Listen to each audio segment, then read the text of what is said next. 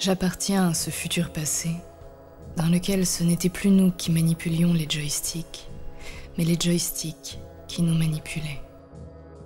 Fusionnant avec nos unités centrales et nos microprocesseurs robotisés, nous nous immergions avec délectation dans les réseaux des réseaux, à la recherche de ce que nous étions devenus, sans avoir jamais compris ce que nous étions déjà. Et c'est ainsi que nous avons, sans nous en être rendus compte, libéré la noosphère des chaînes qui nous en protégeaient. Je n'étais qu'un noanaute, un simple pèlerin noosphérique qui, aux commandes de nooscaf volés aux grands armateurs, espérait juste explorer les confins de la noosphère en quête des entités légendaires qui l'habitaient.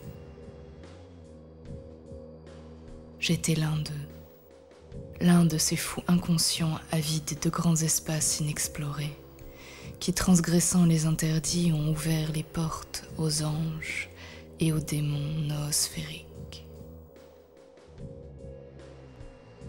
Cela s'est passé au tout début du XXIe siècle, à l'aube de l'ère biolithique. À cette époque, comme beaucoup d'autres noomatelots promus commandants de vaisseaux, je n'étais qu'un petit capitaine de super nooscaf. Un mercenaire de l'information sans foi ni éthique, vendu aux intérêts des compagnies marchandes, dont je pilotais les grandes nefs fragiles et coûteuses à travers les océans informationnels. Je livrais mon fret commercial de no-hamburger d'un bout à l'autre des grands empires de la communication, et j'aurais pu me contenter comme les autres de faire cela toute ma vie.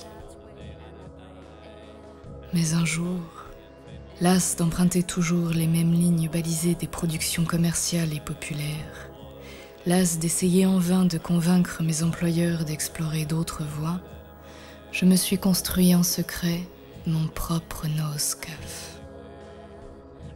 Jour après jour, j'ai volé sur les noocargos les pièces détachées nécessaires à la construction de ma petite navette furtive, un nooscaf miniature et agile, qui allait me permettre d'explorer ces nooconfins inaccessibles et dangereux, entreaperçus lors de mes transports noosphériques commerciaux. Je l'avais équipé de nooprocesseurs puissants, car je voulais pouvoir franchir la barrière des récifs informatiques et remonter les courants contraires des flux archétypaux. À force de pugnacité, j'ai suivi les traces laissées par les grands no-explorateurs que j'admirais, et j'ai réussi, moi aussi, à franchir les frontières des confins inexplorés. J'ai connu l'ivresse des grands espaces noosphériques. J'ai voltigé dans la lumière originelle de firmaments virtuels inconnus, aveuglés par les feux lointains de la noogénèse. Et c'est là que, tel un papillon illuminé, virevoltant entre les rayons du soleil alpha, j'ai découvert le noosanctuaire, la noocrypte cachée dans la clarté noosphérique. J'étais juste un petit noocapitaine inconscient, ivre de grands espaces, et qui ne savait pas ce qu'il faisait.